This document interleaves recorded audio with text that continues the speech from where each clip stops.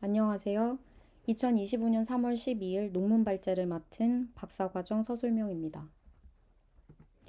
오늘 소개해드릴 논문은 2023년에 퍼블리시된 논문으로 음성 단서를 기반으로 한 감정적 작업 기억 과제에서 뇌 반응을 조사한 연구입니다. 발표는 다음의 순서로 진행하겠습니다.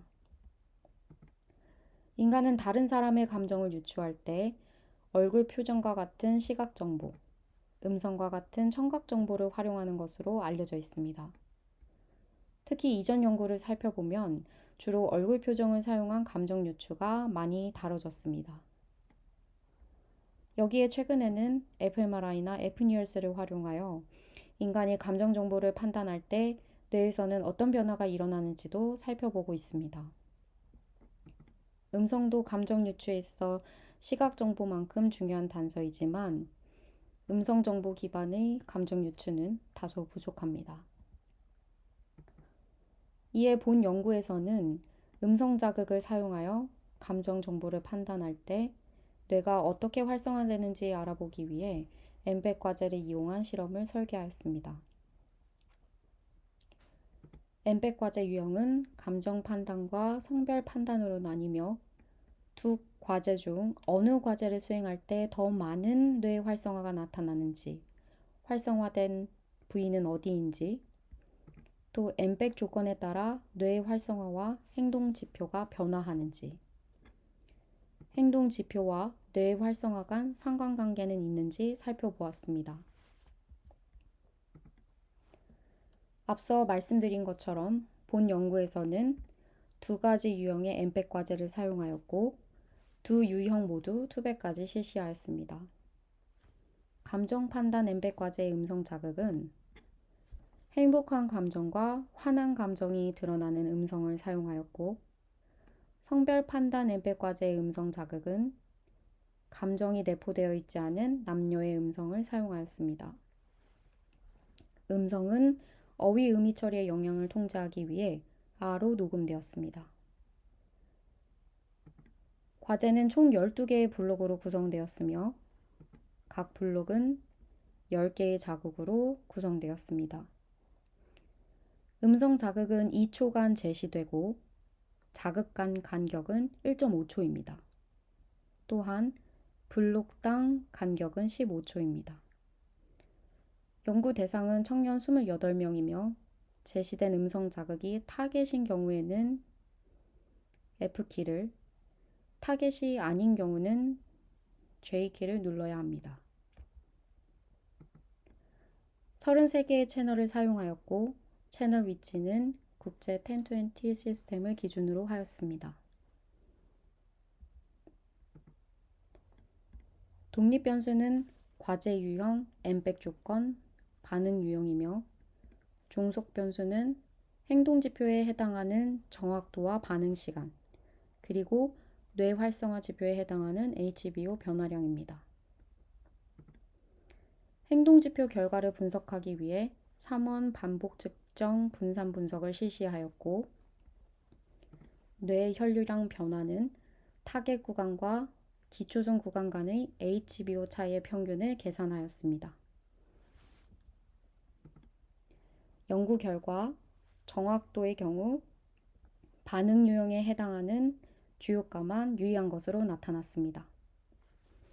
반응 시간의 경우 모든 변수에서 유의미한 주요가가 나타났고 3요인 간 상호작용도 유의미한 것으로 나타났습니다. 사후 검정 결과 투백에서 반응 시간이 가장 길었고 감정 판단 과제의 반응 시간이 성별 판단 과제의 반응 시간보다 길었으며 반응 유형의 경우 타겟이 아닌 경우의 반응 시간이 타겟일 때보다 긴 것으로 나타났습니다. 결과를 종합하였을 때 투백에서 정확도가 가장 낮았고 반응 시간은 가장 길어 세 조건 중 인지 부담이 가장 큰 것으로 나타났습니다. 이에 두 가지 과제의 유형 모두 투백 조건에서의 뇌 활성화 데이터를 집중적으로 살펴보았습니다. 분석 결과 감정 판단 과제와 성별 판단 과제에서 서로 다른 영역이 활성화되었습니다.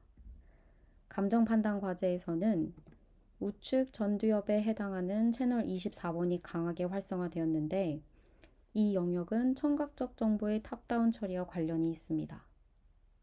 또한 감정 판단 과제에서 활성화된 채널 24와 채널 39는 VLPFC의 위치에 있는데 이것은 작업 기억에서 중요한 역할을 하는 것으로 알려져 있으며 과제 요구가 증가할수록 활성화가 더 강하게 나타났습니다.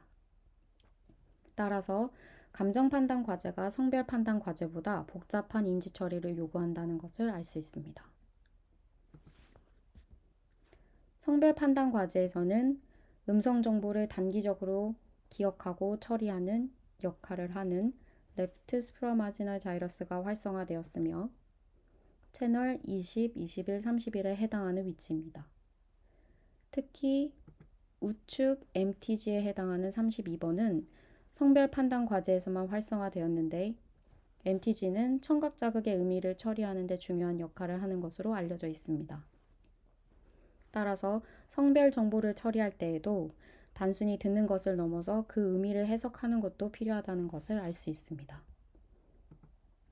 또한 행동지표와 뇌 활성화 간의 상관관계도 살펴보았는데 감정 판단 과제에서는 전두엽과 SMG의 활성화가 클수록 정확도가 높은 것으로 나타났습니다.